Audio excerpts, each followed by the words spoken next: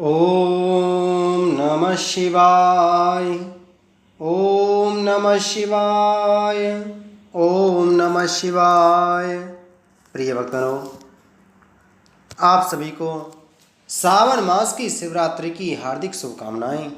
भगवान शिव आप सभी की मनोकामना पूर्ण करें और आप सभी के जीवन से सभी कष्टों को दूर करें। नमः शिवाय शांताय कालकूट विनाशिने मृत्युंजयाय सर्वेशं नमः पार्वती पतये। ओम नमः शिवाय। हे त्रिनेत्रधारी करुणा के सागर, जिनके कंठ में विष पर मुख पर शीतल मुस्कान है, जिनका वहाँ नंदी और गंगा जिनके जटाओं में विराजती हैं, आपके स्पर्श मात्र से शमशान भूमि भी तीर्थ बन जाती है। आपके नाम से पतित भी पावन हो जाते हैं।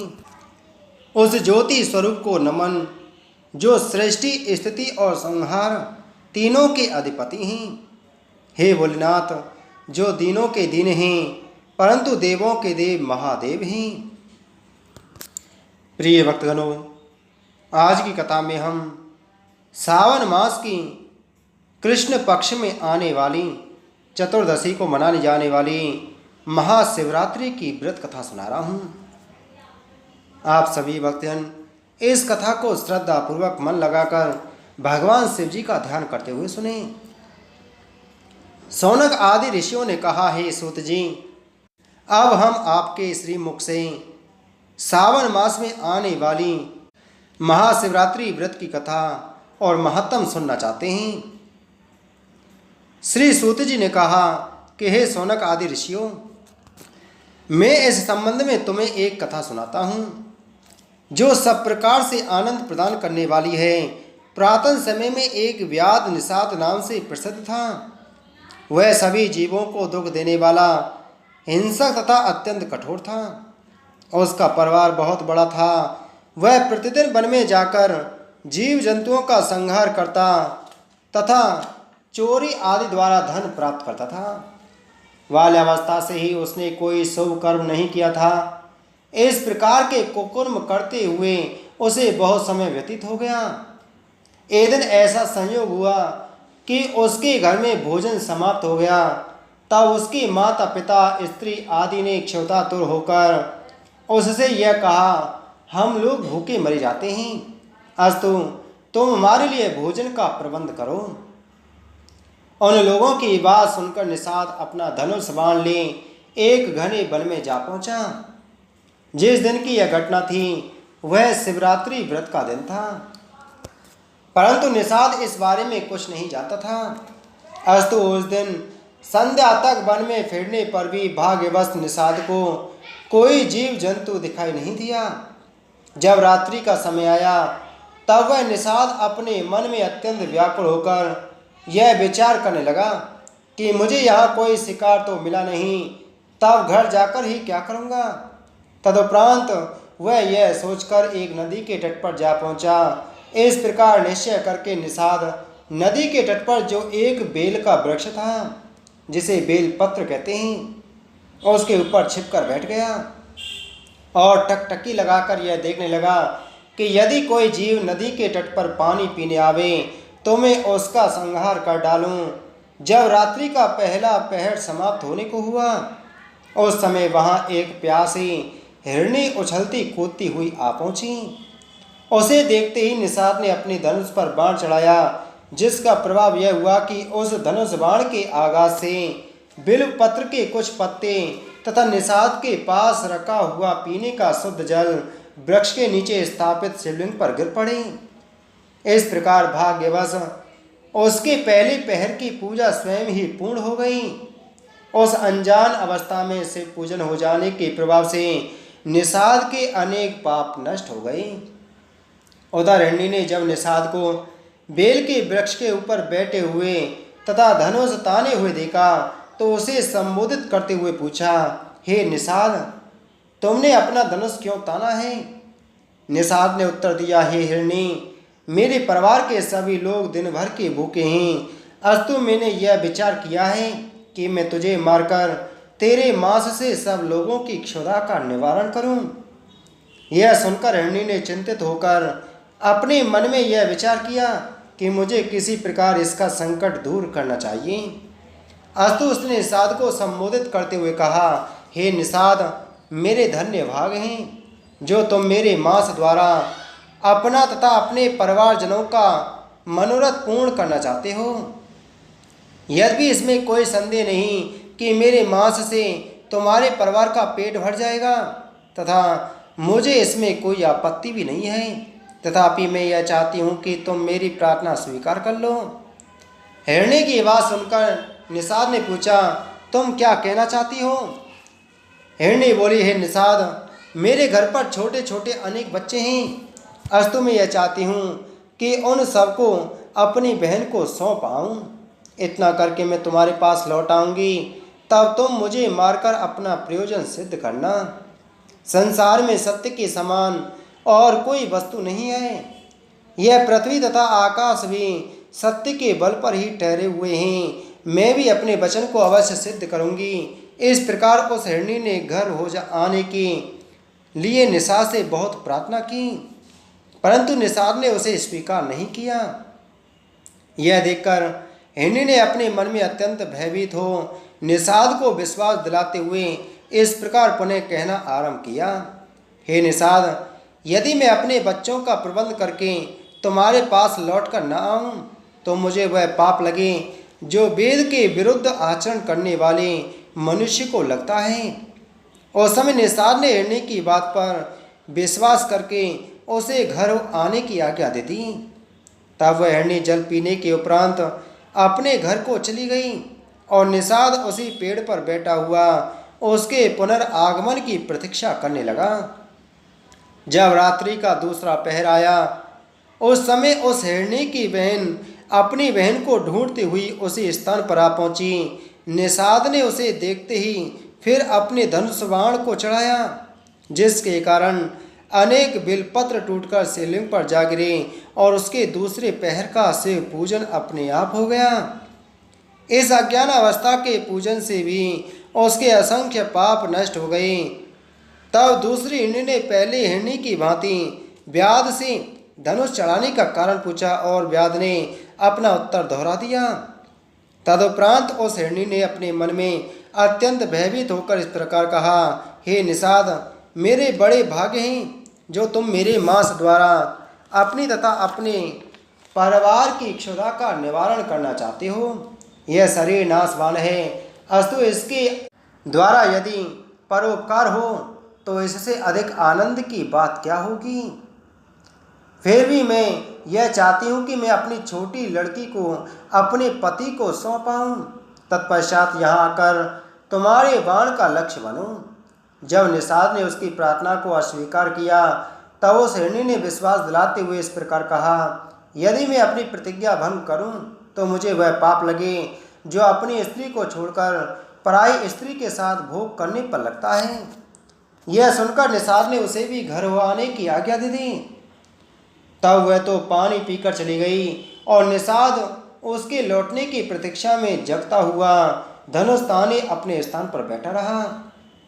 उधर जब हिरणी देर तक घर लौटकर ना पहुंची तो रात्रि का तीसरा पहर आया तो हिरण उसे ढूंढने के लिए स्वयं भी चिंतातुर तथा तृष्णातुर हो नदी की ओर चल दिया। जब वह तट पर पहुंचा तो उसे देखकर भी निषाद ने अपने धनुष को खींचा, जिसके कारण पेड़ से कुछ बिलपत्र फिर शिवलिंग के ऊपर गिर पड़े। इस प्रकार तीसरे पहर का पूजन पूर्ण हो गया। इस पूजन से निषाद के शेष बचे पापों में आधे पाप और नष्ट हो गए। जब हिरण ने निषाद को धनुष खींचे हुए देखा तो उसका कारण पूछा तथा निषाद ने भी पहले के समान उत्तर दे दिया। उसे सुनकर हिरण बोला, हे निषाद, मेरे धन्य भाग्य हैं जो तुम मेरे शरीर द्वारा अपने पूरे परिवार को तृप्त करना चाहते हो। मेरा एक बालक है, तुम उसे मुझे अपनी स्त्री को सौंप आने दो। बालक को सौंपने के उपरांत मैं फिर यहीं आ जाऊंगा, तब तुम मुझे मारकर अपनी अभिलाषा पूर्ण करना। यह सुनकर निषाद ने उत्तर दिया, हे हिरण, तुम्हारे समान दो पशु और भी पहले यहाँ आकर जा चुके हैं। वे भी तुम्हारे ही समान प्रतिज्ञा करके यहाँ से गए, परंतु अभी तक लौट कर नहीं आए। इस प्रकार 2 बार धोखा खाने के उपरांत अब मैं तुम्हारे ऊपर विश्वास करने को तैयार नहीं हूँ। मैं तुम्हें किसी भी प्रकार लौट कर नहीं जाने दूंगा। निषाद के ऐसे वचन सुनकर हिरण बोला, हे व्याध, मैंने अब तक सत्य की रक्षा की है और जीवन में कभी भी झूठ नहीं बोला है। मैं शपथ पूर्वक तुमसे यह कहता हूँ कि चाहे जो हो, मैं तुम्हारे पास अवश्य लौट कर आऊँगा। यह सुनकर व्याध ने उसे भी जाने की आज्ञा दे दी। तब वह हिरण भी पानी पीकर अपने घर लौट गया। जिस समय घर पर हिरण तथा हिरणी सब एक हुए और उन्होंने अपना अपना वृत्तांत कहा, तो वे एक दूसरे का हाल सुनकर अत्यंत शोक करने लगे। तब तो हिरणी सबसे पहले बधिक को विश्वास दिलाकर लौट आई थी। वह अपने पति से इस प्रकार कहने लगी, हे स्वामी, सर्वप्रथम मैं उस बधिक से प्रतिज्ञा करके आई हूँ, आप यहीं घर में रहकर बच्चों का पालन करते रहो। यह सुनकर दूसरी हिरणी ने कहा, नहीं बहन, यह कभी नहीं हो सकता। पहली स्त्री घर की स्वामिनी कहलाती है। अस्तु मैं आपको न जाने देकर स्वयं उस बधिक के पास जाऊंगा। अपनी दोनों स्त्रियों की ऐसी बातें सुनकर हिरण ने कहा, पुरुष के रहते हुए स्त्री का जाना श्रेष्ठ नहीं है। अस्तु मैं अपने मांस से उस बधिक के परिवार को तृप्त करूंगा। बच्चों का पालन केवल माता ही कर सकती है। अपने पति से यह वचन सुनकर हिरणियों ने एक साथ कहा, हे स्वामी, हम विधवा होकर इस घर में कभी नहीं रहेंगी। जिस प्रकार उन तीनों ने जब स्वयं जाने के लिए आग्रह किया, तब वे सब के सब उस बधिक के पास चल दिए। अपनी माताओं तथा पिता को जाते हुए देखकर बच्चों ने यह कहा कि जब हमारे रक्षक ही नहीं रहेंगे तो हम किसके आश्रय पर जिएंगे। अस्तु हमें भी इनके साथ चलना उचित है। तब वे भी उनके साथ चल दिए। इस प्रकार हिरण का संपूर्ण परिवार उस बधिक के समीप जा पहुंचा। जब बधिक ने उन सबको अपने पास आते हुए देखा तो पूर्व की भांति फिर अपना धनुष चलाया, तो बेलपत्र तथा जल पुनः शिवलिंग के ऊपर गिर पड़े और उसके चौथे पहर का पूजन समाप्त हो गया। चौथा पूजन होते ही बधिक के संपूर्ण पाप नष्ट हो गए। तब उसे श्रेष्ठ बुद्धि तथा उत्तम ज्ञान की प्राप्ति हुई। जिस समय हिरण ने दोनों हिरणियों तथा बच्चों के सहित उसके पास जाकर यह कहा, हे बधिक, अब तुम हमारे शरीर को शुद्ध करके हम सबका संहार करो। निषाद अपने मन में इस प्रकार विचार करने लगा कि जिन पशुओं को बुद्धिहीन कहा जाता है वे मनुष्य की अपेक्षा कहीं अधिक धन्य हैं, क्योंकि वे अपने शरीर को नष्ट करके भी पराया उपकार करने को तैयार रहते हैं। ना जाने इन अशुभ कर्मों के कारण मैं किस अवस्था को प्राप्त होऊंगा। इस भांति अपने मन में निश्चय करके बधिक ने आंखों से आंसू बहाते हुए उन हिरणों को संबोधित कर उच्च स्वर में कहा, हे शुद्ध पशुओं, तुम अपने घर लौट जाओ। तुम्हारा जीवन तथा तुम्हारा धर्म धन्य है। मैं तुम्हें प्रतिज्ञा के बंधन से मुक्त करता हूँ। जिस समय निषाद ने उच्च स्वर से यह शब्द कहा, उसी समय शिवजी अत्यंत प्रसन्न होकर उसके सम्मुख प्रकट हो गए। उन्होंने बधिक का हाथ पकड़ते हुए इस प्रकार कहा, हे निषाद, हम तुमसे अत्यंत प्रसन्न हैं। तुमने शिवरात्रि का व्रत रखकर अपने संपूर्ण पापों को नष्ट कर दिया है। अब तुम्हारी जो इच्छा हो वह वर हमसे मांग लो। भगवान सदाशिव के श्री मुख से यह वचन सुनकर निषाद उनके चरणों पर गिर पड़ा। फिर हाथ जोड़ते हुए केवल यह कह सका, हे प्रभु, मैंने आपके दर्शन करके ही सब कुछ पा लिया है। तब भगवान भूत भावन ने अत्यंत प्रसन्न होकर उसका नाम स्कंद रखा और स्वयं ही अनेक वर देते हुए यह कहा, हे निषाद, तुम्हारे सभी मनोरथ पूर्ण होंगे। तुम श्रृंगवेरपुर को अपनी राजधानी बनाकर वहाँ सुखपूर्वक राज्य करो। तुम्हारी अनेक संतानें होंगी तथा सभी देवता तुम्हारी प्रशंसा किया करेंगे। हमारे भक्त रामचंद्र जी तुम्हें अपना सेवक जानकर अत्यंत कृपा करेंगे। वे तुम्हारे घर पधार कर तथा तुम्हें अपना मित्र बनाकर संसार में यश प्रदान करेंगे। इतना कहकर भगवान सदाशिव मौन हो गए।